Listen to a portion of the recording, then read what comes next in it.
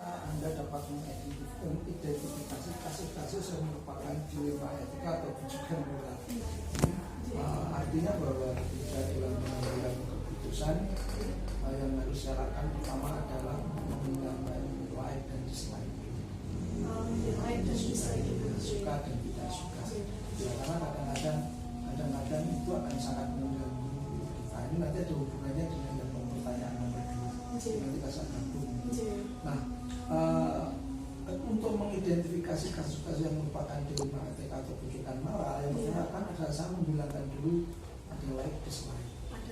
Ya, jadi saya hilangkan dulu. Jadi like dislike itu bisa jika masa dekat misalnya kan dengan Bu Luki, dengan Bu Emma, ya, saya selama ini lebih sering ngobrol misalnya dengan Bu Luki, maka itu saya ini. Nah, karena itu kadang-kadang sebagai pimpinan saya perlu juga pertimbangan pada orang-orang yang lain. Ya, karena saya berpendapat bahwa pimpinan itu bukan yang paling tahu atau paling pintar. Ya, karena betul juga yang namanya pimpinan itu dibanding yang lama, kawan-kawan yang lama yang ada di sini pasti lebih. Nah, karena itu saya juga menggali berbagai informasi terkait kasus-kasus tadi itu. Jadi tidak saya putuskan sendiri, tidak.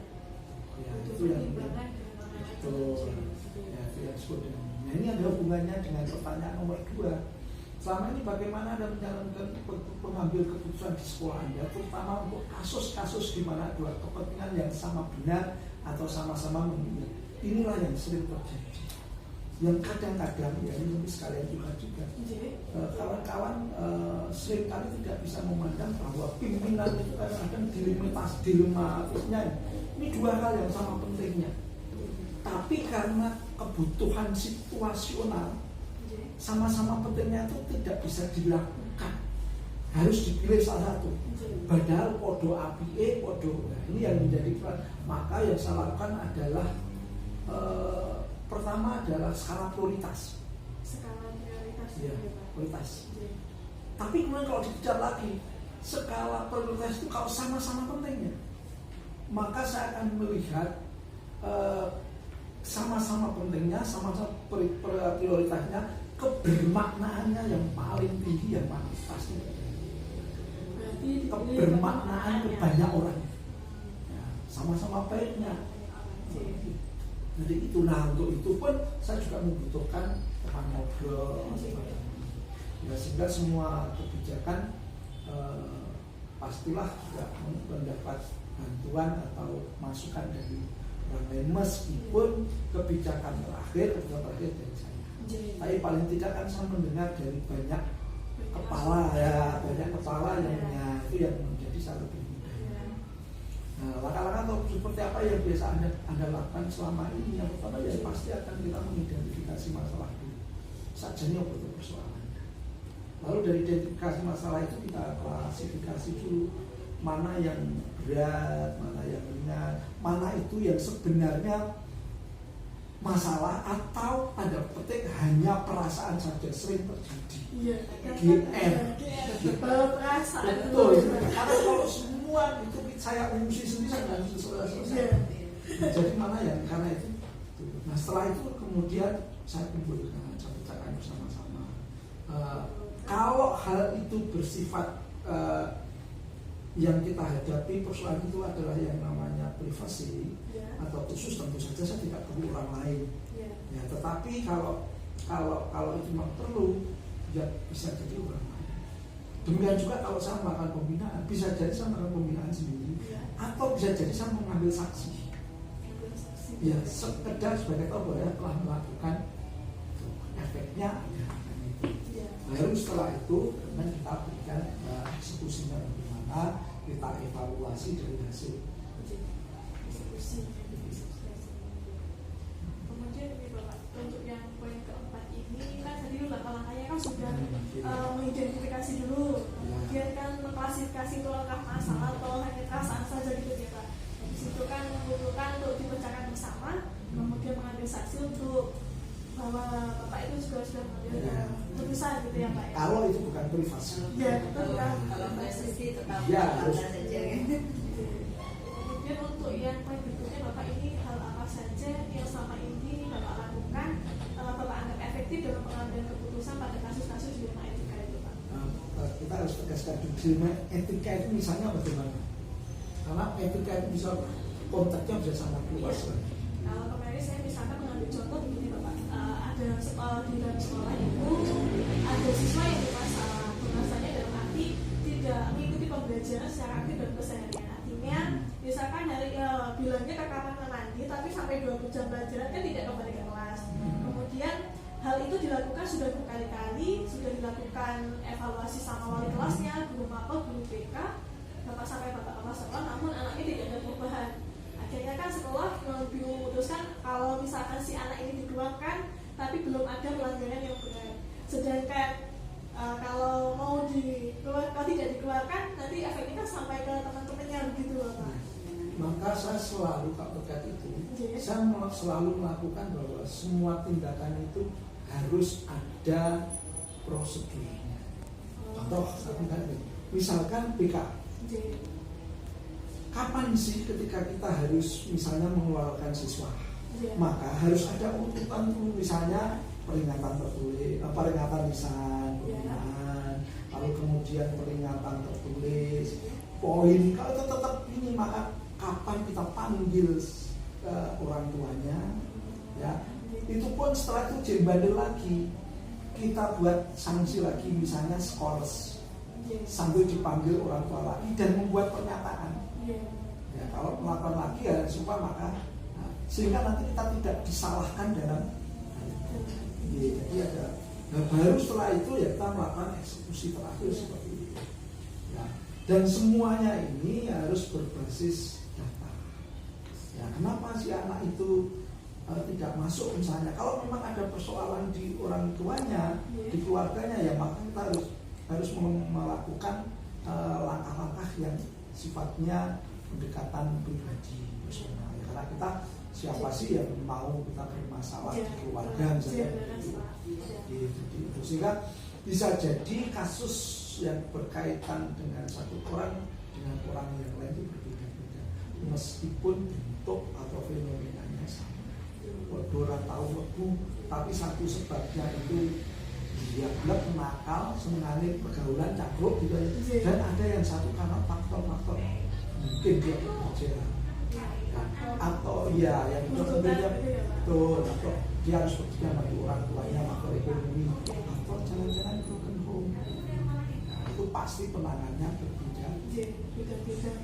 Jadi yang efektifnya tadi harus ada dilihat prosedurnya dulu itu, kemudian tetap dari data lalu dieksekusi. Maksudnya ketika dalam prosedur itu apa yang kita lakukan harus terekam dengan baik. Artinya ketika kita ngomong, kalau perlu rekaman pertanyaannya pun ada. Ya, kalau tidak ya kita buat sendiri setelah kita melakukan. Terus selanjutnya Bapak, ini hal apa saja yang selama ini merupakan tantangan dalam pengambilan keputusan pada kasus-kasus dilema etika seperti ini? Apabila kita dihadapkan pada situasi apa ya, yang kalau di dalam filsafat itu disebut cipher, tidak terduga dan kasual sekali. Contoh tadi, ketika kita memarahi anak, tiba-tiba anak itu memiliki problem-problem tersendiri. Contoh, dia harus bekerja paruh waktu misalnya. Kalau tidak bekerja maka dia tidak bisa makan karena orang tuanya tidak ada. Maka itulah yang berat. Ya, saya pernah cerita saja. Saya pernah memarahi seorang murid, dan ketika saya marah nama dia tidak masuk waktu saya jadi guru. Ternyata ternyata dia bekerja sebagai, kalau di Ngawi namanya ember, bukan mencari kayu di hutan. Dia malam harus ke hutan, harus itu, maka itu akan menjadi sisi-sisi kemanusiaan itu akan berbenturan dengan sisi-sisi aturan yang harus kita lakukan. Ya, yang saya sebut cipher. Belum lagi kalau misalnya ada anak yang kalau begini masih penting, anak yang orang tuanya sih bagus, maksudnya maaf ya, ekonominya bagus, tapi broken home. Itu memang hal yang perlu diperhatikan khusus, tapi itu Mas gampang.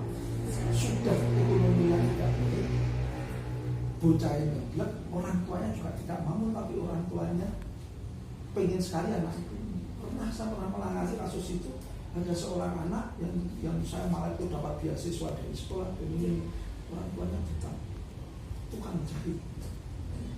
Tapi bocah yang diaturnya nggak karu-karuan, ini kan dilema. Saya mau mengeluarkan dia itu, tapi kan kan lihat ibunya sama. Nah, itu kan ya kadang-kadang itu butuh penyikapan berbeda. Termasuk juga menghadapi guru. Karena ada berbagai macam tipe guru, ada tipe guru sing pancen sergap jam pitukat dan sebagainya. Tetapi juga ada tipe guru yang disebutnya ada, tapi yang memiliki kelebihan, misalnya dia bisa membimbing siswa sampai akhir. Itu kan juga dilema. Semua harus kita wadahi. Ya kalau saya diberi pertanyaan, pilih guru mana? Sing isep tekone mulai tet jam itu mulai atau guru sing yang tapi Twitter ini kan sulit bertanya. Dan di lapangan sering kemudian Bapak ini selain tadi kan tantangan dalam memutuskan kasus-kasus kriminalitas, nanti ada pertanyaan lagi bahwa apakah Bapak memiliki sebuah tata kalam atau jadwal tertentu dalam sebuah penyelesaian kasus kriminalitas? Kemudian apakah Bapak langsung menyelesaikan di tempat atau memiliki sebuah jadwal untuk menyelesaikannya, bentuk atau prosedur seperti apa yang Bapak lakukan? Jadwal atau itu saya buat berdasarkan berat ringannya persoalan. Ya, karena sekali lagi saya bukan orang yang sakti yang bisa mewadahi semuanya. Ketika persoalan itu misalnya cukup diselesaikan oleh orang lain, atau tidak menurut analisa tidak prioritas, maka saya tentu saja bisa membuat jadwal agak saya pinggirkan.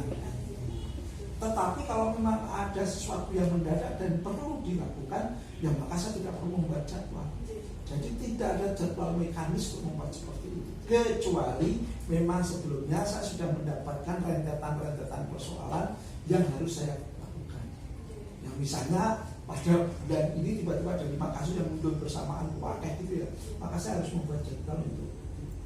Sering kali persoalan itu kita temui tanpa kita duga, dan sering pula harus diselesaikan saat itu juga. Nah itu ya, kita harus fleksibel melihat.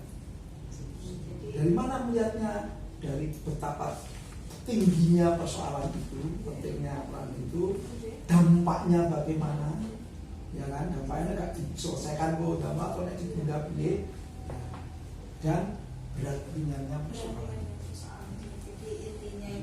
Kalau jadwal itu sesuai berat ringannya dan prioritas dan tidaknya. Kalau misalkan nggak begitu prioritas bisa pinggirkan dulu di yang penting yang prioritas dulu.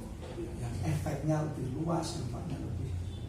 Kemudian ini Bapak, adakah seseorang atau faktor-faktor apa yang selama ini mempermudah atau membantu panjenengan dalam pengambilan keputusan dalam kasus-kasus dilema etika ini? Ya banyak.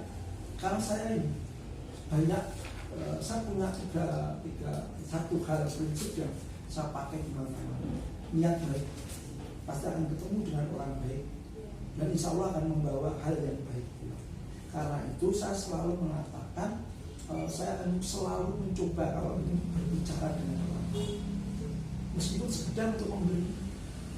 Mungkin ada kesan orang akan menganggap bahwa pimpinan kita artinya tidak bisa cepat dan tegas mengambil keputusan. Itu bagian dari risiko, karena saya pasti akan berbicara dengan orang lain persoalan yang memang kalau itu perlu diukur.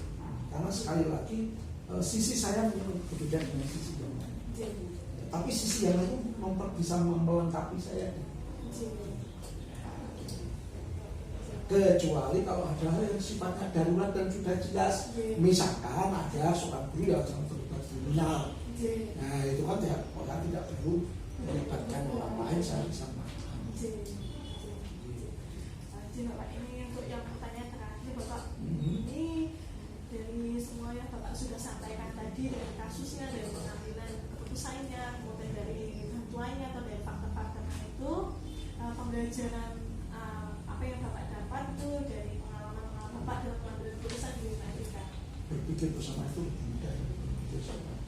Ya. berdua niat baik itu akan selalu bertemu dengan orang baik Oh, dan pasti akan membuat manfaat pada orang baik. Kalau saya suka.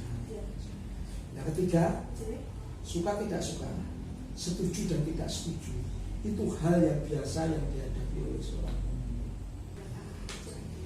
Terima kasih Bapak, ini sudah jawab pertanyaan kami semua ini dari pertanyaan kami sudah Bapak jawab semua. Saya mengucapkan terima kasih banyak Bapak ini jawabannya. Semoga Bapak bisa membantu kami, juga kami ke GKN. Ya, ini juga sebagai pembelajaran kami nantinya, misalkan apa ya, menjadi ya umpamanya menjadi leader ya, apa bisa mencontoh bagaimana Bapak mengambil keputusan secara bijak. Dan tidak harus sama dengan saya, tidak orang juga. Iya Bapak. Terima kasih Pak. Terima kasih, sukses ya. Iya. Bisa kembalikan.